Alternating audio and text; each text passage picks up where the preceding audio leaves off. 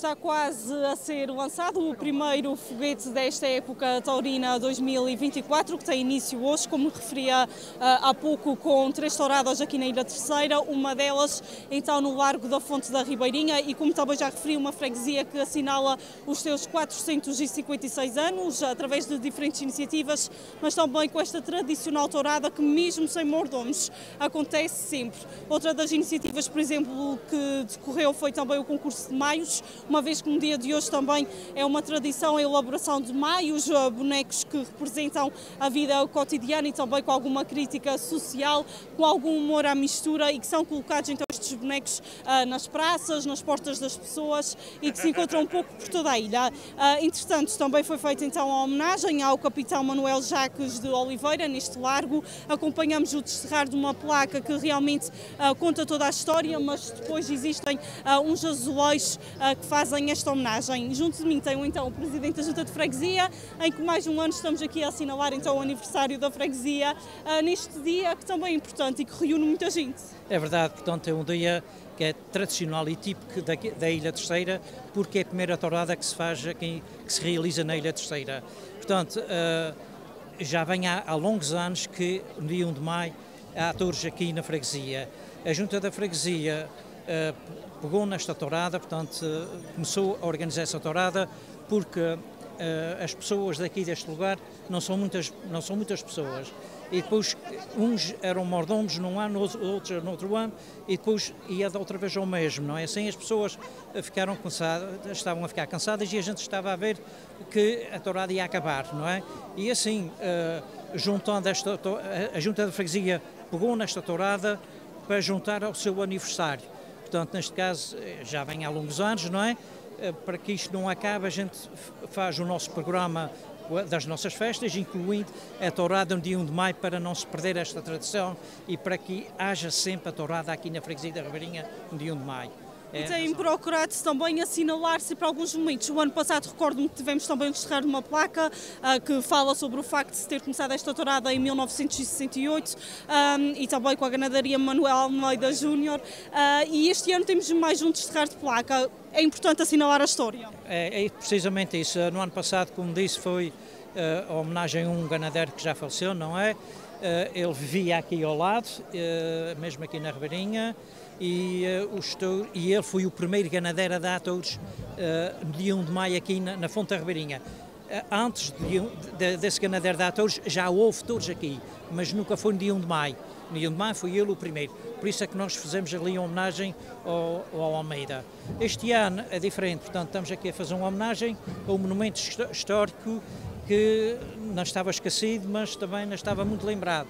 E em 1641 o Manuel Jacques de Oliveira saiu daqui com uma armada para o Castelinho de São Sebastião e conquistou os espanhóis. Portanto, essa companhia saiu daqui da Ribeirinha, com essa armada bem organizada, e como era tradicional, as pessoas da freguesia acompanharam essa armada e as mulheres também acompanharam os seus maridos. Portanto, é histórico que saiu daqui da Ribeirinha, é histórico, e expulsaram os espanhóis do Castelinho de São Sebastião.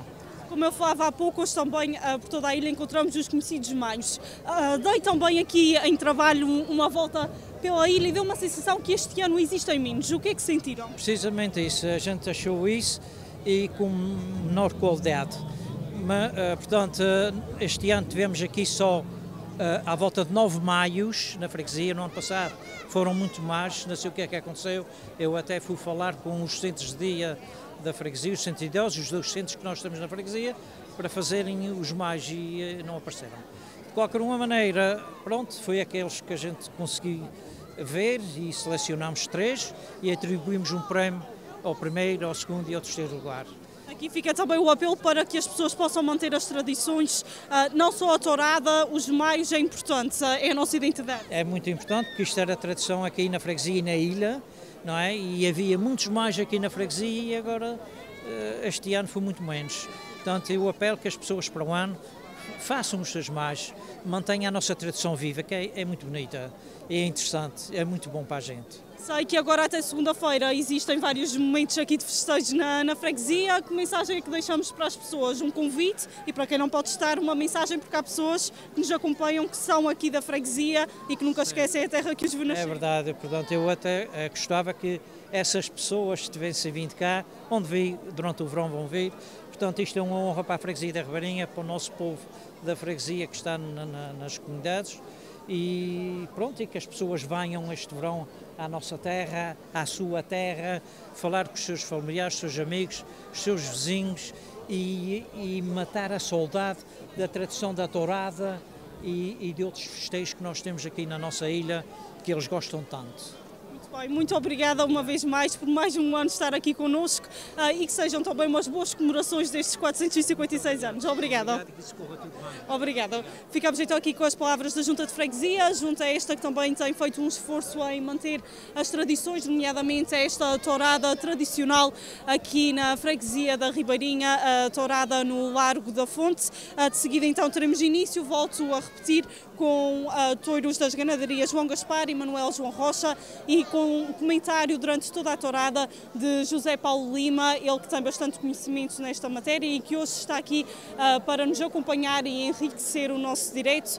Uma vez mais agradecer pela companhia e que este seja então um dia 1 de maio, este feriado em grande aqui na nossa companhia, a acompanhar então esta tourada tradicional na freguesia da Ribeirinha.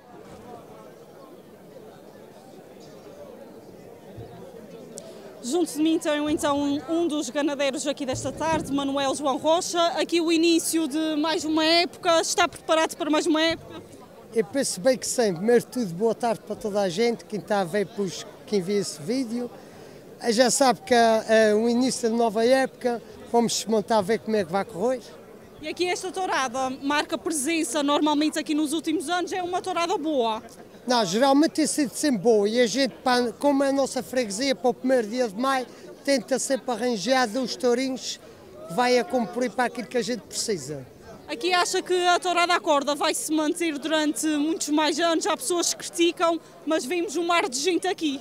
Não, isso vai acabando só para aqueles que vão falecendo. Com o resto isso nunca mais acaba. Pode acabar daqui a amanhã para mim, que já não posso, não tenho filhos. Pois, não tem ninguém que diz continuidade a isso, mas tanto disso, isso é para ficar para muito longos anos. E aqui, que touros então é que nos traz? Acha que vão ser bons touros, escolhidos, já disse? O ano passado, esse primeiro touro vai dar a 4ª corda, os 50, o ano passado esteve muito bom, e a gente tem um gosto para a 2ª corda que foi por na Posto Santo, vamos a ver o que é que ele vai dar. Sim senhor, muito bem, muito obrigada e que seja uma boa época, obrigada. Muito obrigado nós. Obrigada, ficamos então assim com estas palavras deste ganadeiro, vamos continuar a acompanhar esta tourada que está quase a começar e já ouvimos aqui nas gaiolas também os touros com algum movimento e o primeiro touro também já começa aqui a ser embolado. Até já.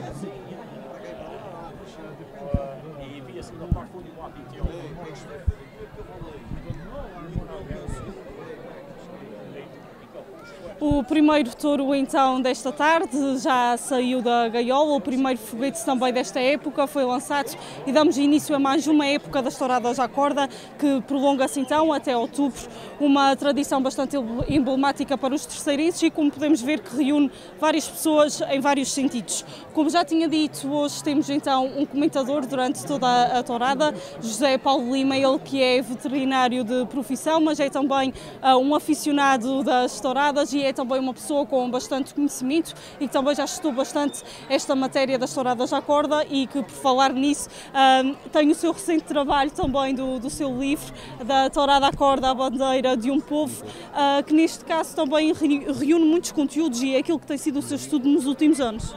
Sim, boa tarde primeiro que tudo, é um prazer estar convosco aqui, falar mais uma vez para a Vitec, ainda bem que há um órgão de comunicação que se interessa pelas nossas tradições e uma das quais a Tourada à Corda. Bem, o meu livro foi um trabalho com 10 anos, meu e do Edgar, o trabalho fotográfico é do Edgar de Vieira, e é um trabalho que reúne várias tradições, várias gerações com tradições ligadas à agricultura e ligadas àquilo que é a Festa Brava.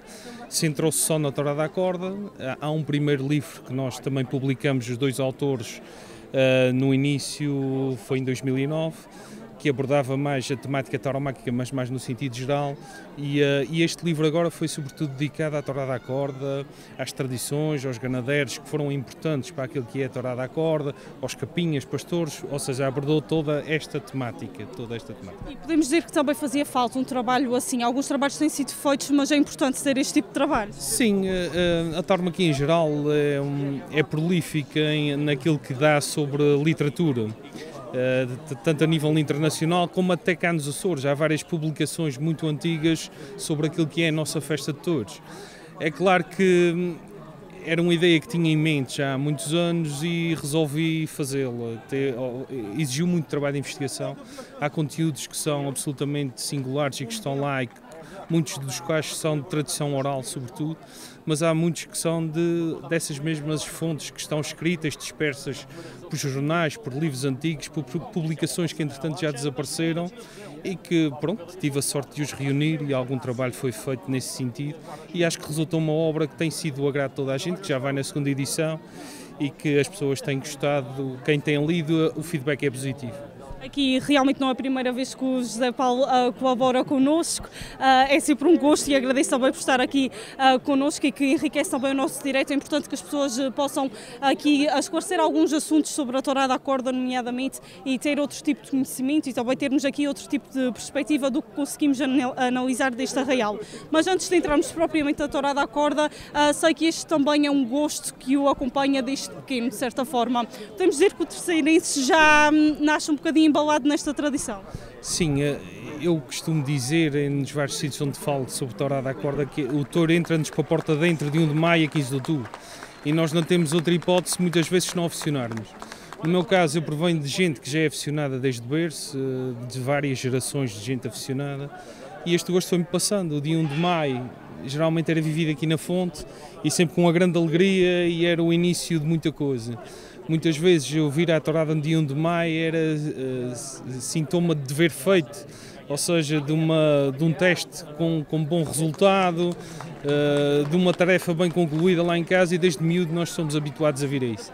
É claro que hoje em dia a tauromaquia é uma parte integrante e fundamental da minha vida em termos daquilo que é o meu entretenimento, mas também daquilo que é a minha filosofia de cultura, ou seja, eu tento ser uma pessoa culta também a partir do touro e da festa de touros, porque a festa de touros é história, é tradição e é cultura e que está disposta nos mais diversos sítios de arte que nós possamos encontrar.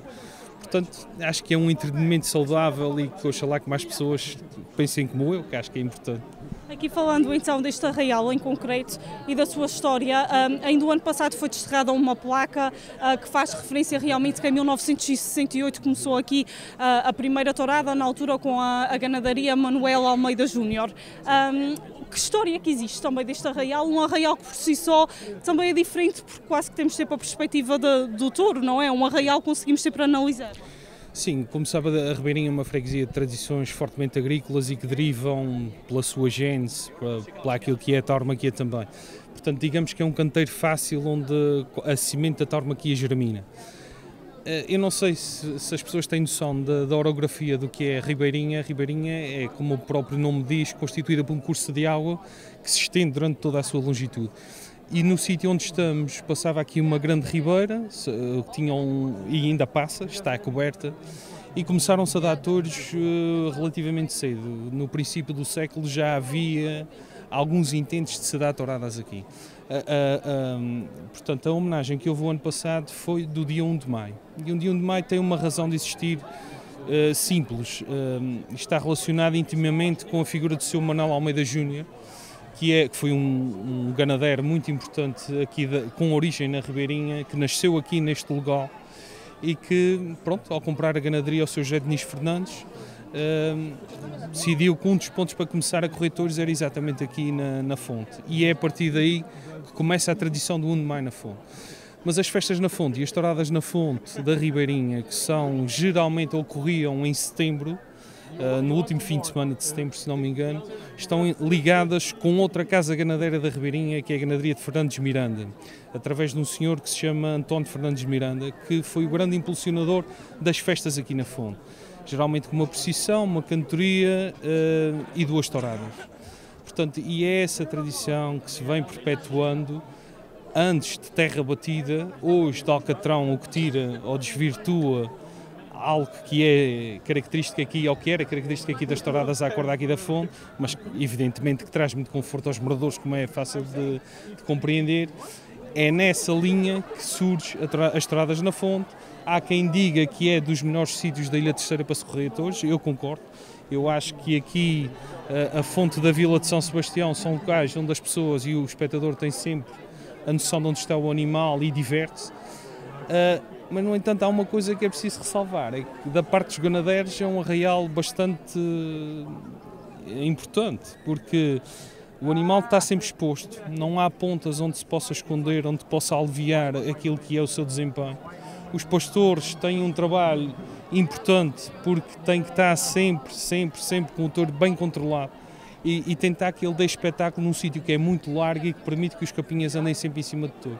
Portanto, é um sítio exigente, é um sítio em que as pessoas ocorrem e agora esses 2 momentos que vamos ter de touradas esta semana são demonstrativos disso mesmo, ou seja, da cultura popular e do número de pessoas que vai vir aqui à Fonte e que, ao fim e ao cabo, acabam por marcar, tanto na Ribeirinha como na época de touradas à corda na Ilha Terceira, um marco que é o primeiro dia, e o primeiro dia faz-se aqui na Fonte, como é costume ser.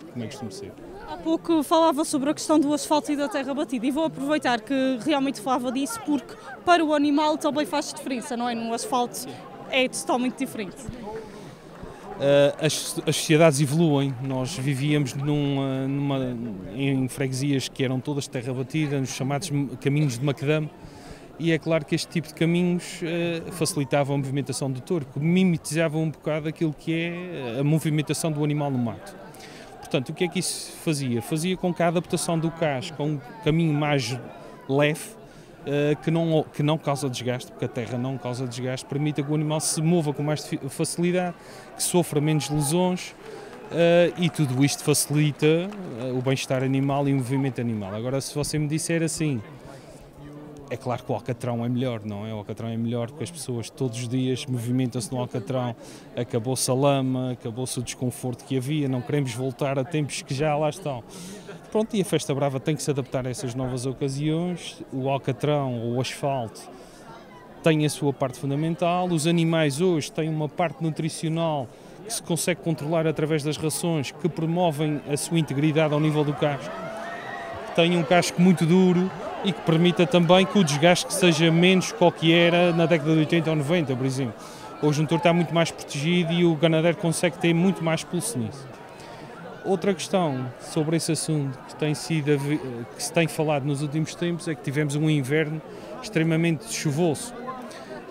A senhora Fátima Albino, a nossa ilustre ganadeira, dizia-nos que desde 27 de agosto que não se lembra de um período muito grande sem chover e que isto interfere com a saúde dos animais, com a sua força. Os animais não estão constantemente em seca, ainda para mais no interior da ilha, e tudo isto afeta aquilo que é a robustez do animal. E a robustez do animal é parte integrante daquilo que é um bom jogo no tourada à corda, daquilo que é a sensação de perigo que dá às pessoas na tourada à corda, e que não tem só a ver com o asfalto, tem também a ver com questões climáticas e ambientais onde o animal é criado. Animal este que aqui o gado bravo tem evoluído com o passar dos anos, a questão dos sementais e tudo mais. Realmente há aqui uma grande diferença. O touro de há uns anos atrás não é o mesmo de agora. Sim, como tudo na vida, nós estamos em evolução constante. Há um paralelismo quando falamos em cultura daquilo que é a cultura taurina da tourada de praça e aquilo que é a cultura taurina da tourada à corda. Mas há um ponto que é comum, é que o touro evoluiu num e no outro. E o touro da tourada à corda também evoluiu. Evoluiu de um animal áspero, bravio, cruzado com o gado que havia na altura, no princípio do século XX. O que havia, que foi cruzado com um semental que veio do continente de Lide, no ano de 1910, e que foi introduzindo aqui pequenos pontos, como sejam a nobreza, a firreza, a bravura, uma bravura mais lapidada, uma bravura mais íntegra, mais nobre, digamos assim, e que foi evoluindo e fez o touro evoluir até aos dias de hoje. O touro de hoje é totalmente distinto do que era na década de 90, o touro da década de 90 é totalmente distinto do que era a década de 80, que são nasci em 82, a partir daí posso falar, mas pelo que li, pelo que estudei e pelo que me dizem, é totalmente distinto do que era na década de 60 e 70. E há uma razão para isso. Há uma razão que tem a ver com os gostos e as sensibilidades das pessoas. Antes, o touro tinha muito mais poder, tinha muito mais robustez devido a essa questão dos caminhos e onde se movimentava. E era muito mais fiero, era um animal mais selvático, era um animal que colhia com a cara mais alta, era um animal que tinha muito perigo, a sua investida não era sempre reta. Hoje, fruto das importações e fruto da sensibilidade das pessoas que exigem um touro que dê espetáculo, que vá 10 vezes ao guarda-sol, que anda às voltas com o capinha, o touro de hoje é distinto, é muito mais nobre, é um touro muito mais previsível, é um touro com outra pata, com outra bravura, com outra integridade, e é fruto disso. É claro que hoje em dia os capinhas têm uma importância fundamental naquilo que é a seleção do touro de lide, do touro de corda, peço desculpa, porque são eles que vão às tentas dos ganadeiros e que tentam as novilhas e que muitas vezes exprimem e dizem que essa novilha é melhor que aquela, que gostam mais daquela, e isso vai modelando aquilo que são as mães, as futuras mães dos touros de corda, e que depois acaba por condicionar aquilo que é o comportamento deles aqui nos caminhos, nos arraiais. E já que falam dos capinhas, realmente muitas vezes associamos apenas os ganadeiros, por exemplo, à tourada à corda, mas existem muitos intervenientes nas touradas à corda e os capinhas são um exemplo disso. Sem dúvida. Há uma marcha, uma letra de Álamo de Oliveira que diz que uma tourada à corda é como um jardim, sem um capinha é como um jardim sem flores. Os capinhas são absolutamente fundamentais, são eles que mexem com o animal, são eles que dão cor a isto tudo. Muitas vezes, só pelo risco da adrenalina, do perigo, do aplauso fácil, do olhar de uma pequena, muitas vezes, e é por aí que as coisas funcionam. E realmente são pessoas que têm que ser cuidadas e têm que ser enaltecidas. E também sobre os capinhas é curioso, há uma linha entre eles todos, desde o início até hoje, e uma linha que os modela e até determina a forma como uns capiam em detrimento de outros. Portanto, são vários os factos que se podem avaliar com profundidade nas touradas à corda em termos de evolução e em termos daquilo como ela se projeta para o futuro, sobretudo. Sim, e por falar em futuro, existem cada vez mais ganadarias e muitas ganadarias jovens até a surgir, dizem eles, muitas vezes começam por brincadeira e quando dão por si já está e já estão a correr com os touros e tudo mais. Portanto, há um crescimento neste sentido e se às vezes fala-se se a tourada à corda vai terminar ou não, o crescimento e o número de ganadarias que têm surgido vem mostrar o contrário. O que eu posso dizer sobre isso, há uma coisa muito engraçada, que havia um ganadeiro muito famoso em Espanha, que era o Salvador Domé, que dizia que a ganaderia, ou o negócio da ganaderia era a ruína mais bonita do mundo. Portanto, a carolice com que essa gente muitas vezes tem gado bravo, é claro que há gente que tem meios para ter isto, para ter uma atividade que é extremamente onerosa, mas a maior parte dos que têm e que aparecem, especialmente os que aparecem, portanto, têm isto como um gosto pessoal, trabalham para isto, perdem dinheiro. Muitas vezes dizem que não é rentável. A maior parte das vezes não é rentável, a grande maioria das vezes não é rentável. é oneroso ter esses animais, são animais que estão 3, 4 anos inativos, só a comer, a consumir, e que depois o rendimento que têm varia com muitos fatores, que vão desde aquilo que é a capacidade de compra da população naquele momento exato, ao desempenho dos outros touros da ganaderia, às famas, aos amigos, uma série de fatores que condicionam aquilo que são as entradas monetárias das ganaderias. E durante a pandemia sentiu-se mesmo isso? As ganaderias ficaram um pouco afetadas? Sem dúvida. Pelo menos aquilo que se diz, que todos dizem, é que foi duro. Foi duro porque aquele que era o pouco rendimento que tinham, que eram as touradas à corda, deixou de existir. E ao deixar de existir, a balança ainda se desequilibrava mais. E ao desequilibrar-se mais, é claro que muitos não conseguiram aguentar e tiveram que alguns a bater, a grande maioria abateu muitos animais. É claro que numas casas pesou mais do que noutras, não é? Mas a verdade é que, saindo da pandemia, que foram aqueles 2 anos em que se viveu com dificuldades a nível da autarquia, continuam a aparecer ganaderias, o entusiasmo é o mesmo, não houve uma baixa do número de touradas que justificasse ou que sinalizasse que há coisas mal nesse aspecto, mas a verdade é que isto é uma atividade difícil e continuará a ser uma atividade difícil. Mas apesar de tudo, vemos ainda muitos jovens interessados por esta atividade. Sim. Muitos deles são pastores. Muitos deles são pastores, ou capinhas até, capinhas depois vão para pastores e que se metem no negócio da ganaderia, que é um negócio bastante complicado. Até o próprio paradigma da figura de ganadeiro, se nós avaliarmos isto com algum cuidado, percebemos que no início, no século XIX e até metade do século XX, estava dedicado aos grandes senhores que tinham terras no interior da ilha, em grande extensão, que permitiam aos animais estarem colocados com despesas mínimas. Com a imigração, essencialmente para o Brasil, e falamos aqui do caso concreto da Ribeirinha, as pessoas que se dedicavam a uma agricultura de subsistência tiveram, por via desse regresso do Brasil, uma capacidade financeira que lhes permitiu eles mesmos serem, como os senhores da cidade, ganadeiros. E daí surgem várias ganaderias e começa a aparecer um novo ganadeiro que não é senhorio, mas que é homem do campo, é trabalhador do campo, era antigo pastor, que enriqueceu de algum modo e que se lançou no negócio das ganaderias. Daí ao que temos hoje em dia, não é um passo muito longo. Ou seja, as pessoas, quanto mais ganaderias há, mais gente tem que estar relacionada com elas e mais gente tem que se aficionar ao modo de ter uma ganaderia. Por isso é que aparecem tantas.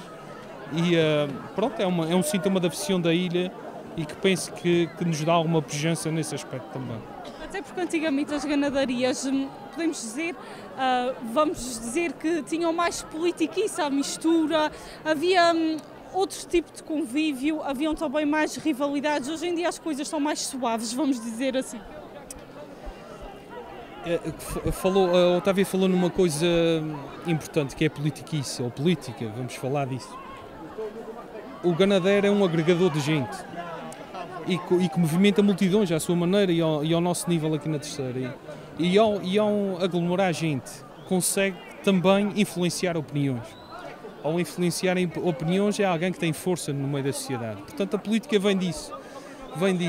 E são muitos os partidos políticos que se tentam colar a ganaderias e tentam-se colar à Festa Brava, aliás, todos.